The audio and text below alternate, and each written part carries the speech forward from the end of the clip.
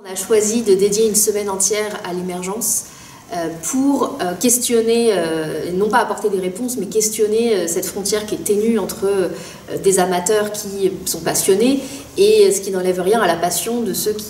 et celles qui souhaitent se professionnaliser. On a choisi de dire que nous ne sommes pas un lieu dédié à l'émergence, mais bien à la pratique artistique des amateurs et des amatrices. En revanche, comme cette frontière est ténue et que nos salles sont disponibles l'après-midi et que nous sommes souvent sollicités pour ces raisons-là, nous avons envie de réunir toutes les structures parisiennes qui proposent des dispositifs de soutien à l'émergence des jeunes professionnels pour qu'elles puissent en effet exposer leurs dispositifs, expliquer ce qu'elles font, en quoi elles sont complémentaires, et que à la fois les jeunes futurs professionnels et l'ensemble des institutions présentes puissent se rendre compte déjà du nombre de ces offres qui sont quand même pléthoriques, qui sont souvent qui ne se connaissent pas les unes les autres, et là il y a un vrai besoin de repérage et d'orientation, et c'est un peu le rôle de la MP2A, en tout cas c'est le rôle qu'on propose d'avoir, c'est pas d'ajouter à l'offre qui est déjà riche, mais de pouvoir orienter dans cette offre. Donc ça rejoint un peu notre dimension centre de ressources qui s'adresse dans un premier temps à tous les amateurs, mais parmi ces amateurs, certains, peut-être 2-5%, on n'en sait rien, vont souhaiter à un moment se professionnaliser. Cette semaine dédiée à l'émergence au mois de décembre, du 10 au 15, c'est ça. Du 10 au 15 décembre à la Canopée, mais aussi dans chaque site où on présentera des spectacles qu'on a repérés dans le cadre des dispositifs dont on est partenaire, comme Propulsion, comme 48 heures en scène, Conservatoire en scène.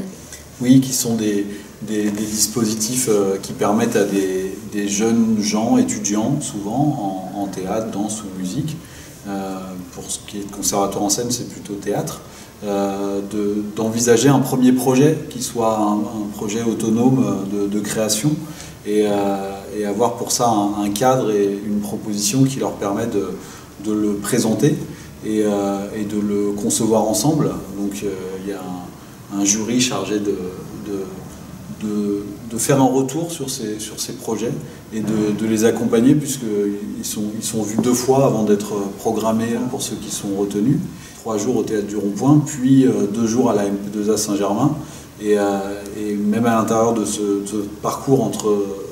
le Théâtre du Rond-Point et la MP2A Saint-Germain, il y a aussi l'idée d'une évolution pour eux et de quelque chose qui se structure. Et donc c'est des premiers pas pour ces jeunes gens, pour certains qui rencontrent pour la première fois le public, et avec un projet qui est un projet collectif mais personnel. Je chante soir et matin, je chante sur mon chemin. Je chante, je vais de faire mon château, je chante pour du pain, je chante pour de l'eau.